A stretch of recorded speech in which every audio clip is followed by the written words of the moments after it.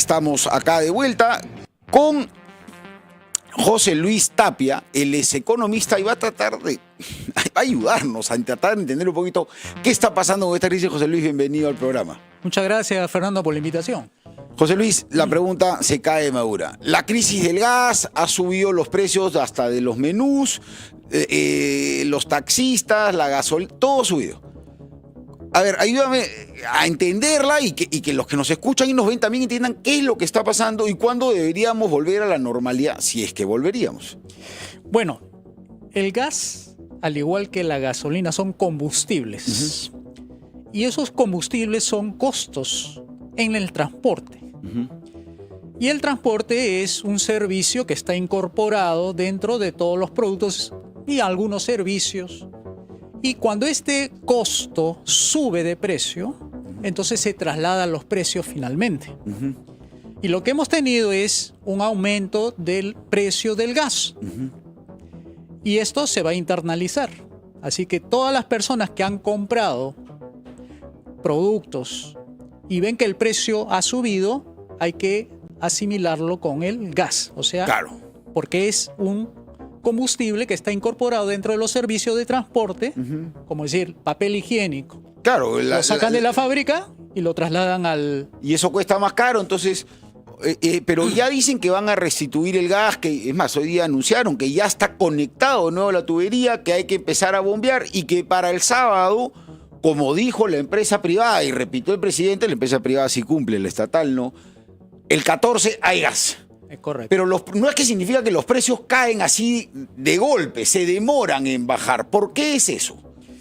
Porque, a ver, uno tiene que mirar el mercado, digamos, como un conjunto de gente que está informándose y la información que corre son precios. Así que tú sabes que en una libre competencia, cuando alguien detecta que hay un precio que puede venderlo, en este caso, en una situación libre, es bajar el precio, sabe que va a tener más clientes. Claro. Entonces, la idea principal aquí es quién se va a dar primero cuenta o quién le ha tocado el gas a menor precio.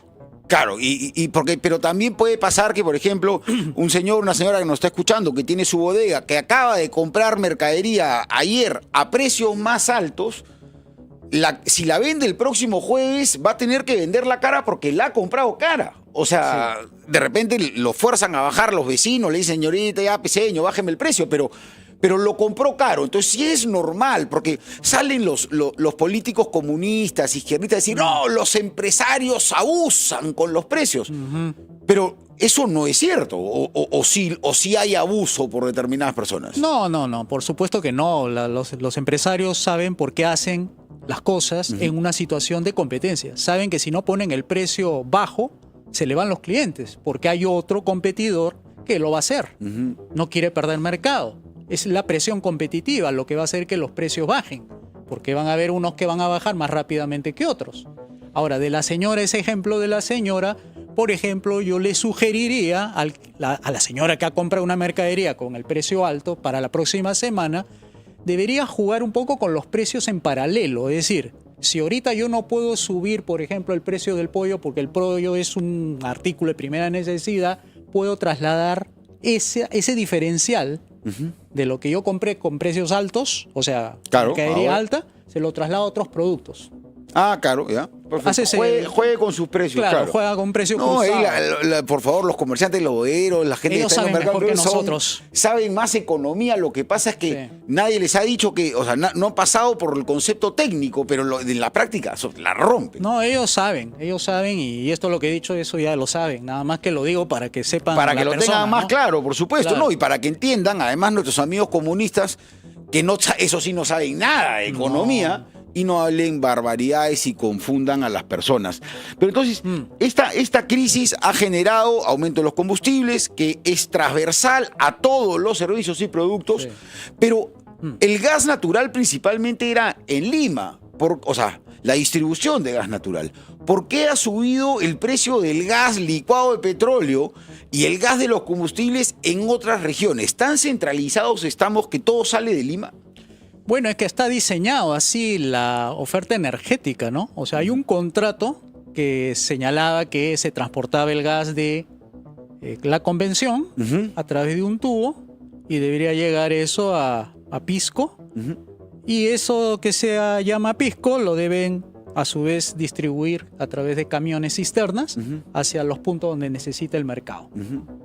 El tema es por qué en la convención ahí hay un distrito, Merantoni, que está a 100 soles pobre, claro, ¿no? Es por un transporte logístico, ¿no? O sea, no es que el mayorista se dedica a vender al minorista, ¿no? Claro. O sea, el mayorista vende su tubo y traslada eso, ¿no? Claro, no le va a vender a cada casa, no tiene la capacidad. Claro, es como una fábrica de pan de molde, no le va a vender pues a su vecino que está al costado, le va a vender un pan de molde nada más. Claro, le vende directamente al supermercado. O sea, salen los camiones de esa fábrica, salen en lotes y lo trasladan. Lo que sí hay que hacer es desarrollo del Estado, y ahí hay otro tema que hay que hablar puntualmente. Hablábamos antes de entrar al programa, que el sistema está diseñado para que las malas autoridades ganen en las crisis. Y ahorita que estamos en campaña electoral escuchamos promesas, bonos, una cantidad de regalos que quieren dar muchos de los candidatos. Pero el Estado no tiene plata. La plata del Estado es la que nosotros pagamos con nuestros impuestos. Entonces, por favor, ayúdenos para que la gente entienda a la hora de tomar una decisión sobre quién votar. ¿Qué pasa cuando el Estado y estos politiqueros gastan toda esa plata y no la consiguen? A ver, hay que entrar a hablar un poco del concepto de Estado, porque creo que es muy importante eso, ¿no? Los Estados fueron creados para tres cosas nada más: defender la vida, defender la libertad y defender la propiedad privada. O sea, es como darle al guachimán: oye, encárgate de cuidarme el edificio. No puede hacer otra cosa que eso. Ahora, si ese guachimán le ofrece a las personas que le va a cuidar a sus hijos o le va a brindar educación, entonces ya empieza a pasarse sus límites. Claro, ok. Entonces es lo que está ocurriendo acá. El gobierno debió haber sido nada más una entidad protectora en justicia, seguridad y obras públicas. Eso lo dice Adam Smith en su libro. Sí. Entonces, si eso de ahí, que se llama límites, porque ha sido creado y es una entidad política para justamente hacer esas tres funciones, justicia, seguridad y obras públicas, es lógico que si se pasan los límites, lo que vaya a hacer después de esas tres funciones, justicia, seguridad y obras públicas, lo va a hacer mal. O sea, quiere decir, los políticos que ofrecen bonos, vales, subsidios y todo eso, es algo que lo está haciendo porque el Estado se salió de sus límites. O sea, tú creaste por ejemplo, a un monstruito, lo creaste para que te cuide esas tres funciones, justicia, seguridad y obras públicas. Pero si ese monstruito tú le enseñas a hacer otras cosas más, entonces el monstruito ya no va a realizar sus funciones naturales de justicia, seguridad y obras públicas. Y ahí empieza la tentación de los políticos de decirle: bueno, vamos a soltarle un poquito el bozal para que haga otras cositas, entre ellas la educación, servicios de salud, y empieza a crecer el Estado. Y el Estado, que era 5% del PBI, empieza a crecer 10, 15, 20. Por ejemplo, históricamente el Perú nació con un Estado de 4 funciones. Era la de obras públicas, marina, justicia y una que se llama instrucción, algo así. Ahora tiene 19 funciones. Que es una locura, 19 ministerios. Claro. Y se gastan la plata en papel y en fotocopiadoras. Entonces, la Constitución debió haber limitado al gobierno, ¿no? O sea, el gobierno debió haber sido nada más de esas tres funciones. Y si hubiéramos tenido esas tres funciones, tenlo por seguro que ahorita seríamos los Estados Unidos de América, pero en el sur. Claro, no, sí, porque el país tiene riquezas que se necesitan explotar. Ojo, el país no es rico, tiene riquezas que deben ser explotadas y no lo estamos haciendo. Entonces, cuando el Estado se extralimita de sus funciones, ahí tú ves la exclusión, ¿no? Dice, ¿por qué tantos informales? ¿Por qué la informalidad laboral llega al 80%? ¿Por qué tenemos economías ilegales? ¿Por qué la justicia no funciona? La seguridad tampoco. ¿Por qué todos los días matan personas en la puerta de su casa a los transportistas? Porque el Estado no está haciendo sus funciones. O sea, tenemos un Estado demasiado grande para lo que fue creado. Es una entidad política, no es económica. Por eso que cuando se atreve a gestionar empresas como Petroperú, Nos ya tú llevan- has visto los resultados que ha llevado. nos ¿no? llevan a la quiebra. A ver, yo le hago una pregunta a todos los que están escuchándonos y viéndonos. O sea, ¿ustedes creen que alguno de los congresistas va y se atiende en el hospital público del CIS, o que tiene a sus hijos en colegio público, o los tiene en privado? Muchos de ustedes que me están escuchando y viendo, si tienen esa platita extra, van a elegir al privado. ¿No quisiéramos acaso que el Estado funcione como el privado? Entonces, 2 más 2, no voten por los que dicen más Estado, pues no, o sea, pero además de todo eso, el fenómeno del niño costero está sumando a esta crisis económica también, ya pasándonos un poco también a la realidad. Sí. Y tenemos estos momentos. Ayer la ministra, o antes de ayer, ya no me acuerdo, la primera ministra dijo, ya tenemos más del 50% de los distritos del Perú declarados en emergencia. Como si fuese un logro. Es una estupidez, o sea, es una locura. ¿Qué implica tener decretos de emergencia? ¿Por qué le gusta tanto a los políticos los decretos de emergencia? Porque esa es su tarea, o sea, los políticos no son productores de riqueza, son gente que administra la riqueza, la redistribuye, la puede regalar incluso la riqueza a través de bonos, vales, etcétera. O sea, yo no me asombro un poco por estas cosas que hacen porque, digamos, los políticos, el funcionario, por ejemplo, en este caso la primer ministro, viene pues de una cartera burocrática, pues, ¿no? Proinversión, Ministerio de Economía y Finanzas. Entonces, ¿qué hacen estas personas? Son reuniones tras reuniones, esos son sus logros. Una reunión de coordinación, un grupo técnico para coordinar, otra entidad para hacer... Una mesa de trabajo para ir a la mesa de coordinación, Sí. para coordinar con el coordinador. Así es, entonces se la pasan en reuniones como si fueran grandes logros. Y eso no es, digamos, un asunto que tenga que ver con la economía. O sea, los políticos no tienen que estar metidos en la economía, lo que tienen que estar metidos es en la seguridad, en la justicia, en las obras públicas. La economía déjala al mercado, que funcione como debe ser para que crea la riqueza. Yo te pongo un ejemplo, Sí. mira, sobre este patrón que te estaba hablando un poco del Estado. Si tuviéramos un Estado de esas 3 funciones, el tarro de leche no estaría costando 4,50 soles, estaría costando 2,75 soles. ¿Sabes por qué? Porque el mitad del precio de ese tarro de leche es puro impuestos. Nosotros tenemos cerca de 36 impuestos, entre eso pues el impuesto a la renta, el Sí, IGB, claro, todo el eso. selectivo de consumo, el etcétera, etcétera. Entonces, cuando tú sacas el precio real del tarro de leche, te sale 2,25 soles. Es un ejercicio simple. El impuesto a la renta es 29,5%. Eso se internaliza también parte del costo. El IGB es un 18%. El CTS, las gratificaciones forman más o menos el 30% de sobrecostos de la planilla. Suma no más, 20 Sí, más no, 5. es una locura. Es una locura. Más todos los arbitrios, todos los gastos y los gastos en exceso que tienen que tener las empresas a la hora de distribuir, porque nuestra red vial es un desastre, Así es. porque los camiones para llegar a Arequipa, que está a 1.000 kilómetros o menos de Lima, se demoran 18 horas a 24 horas, un día normal, sin huaicos. Eso es una locura en ninguna así es. parte del mundo. Así es porque cuando le echan la culpa a la naturaleza, es porque en realidad el Estado no hizo su trabajo. ¿Qué debió haber hecho? Trabajo de prevención. Claro. ¿Y por qué no lo ha hecho? O sea, en varios países de Europa, de Sudamérica, de otros lugares donde hay montañas, en África también, hay huaicos y no se llevan las carreteras. No se lleva porque el Estado se ha dedicado a hacer sus funciones básicas, que es la infraestructura. Pero acá el Estado, ¿qué se dedica? A financiar a Petroperú y descuida las carreteras, descolmatar los ríos. Sí, claro, Eso es idioteces. una labor no es que estos tipos pues piensan, y no tenemos que creernos, de que la culpa lo tiene el fenómeno del niño. No, la culpa no es del fenómeno del niño, es del Estado por no haber creado los acueductos y poner todas las... Los primeros registros del fenómeno del niño Los que tenemos muros. acá son anteriores a Caral, y eso es hace 5.000. Sabemos que va a venir el fenómeno del niño cada 8 años, cada 7 años, viene siempre.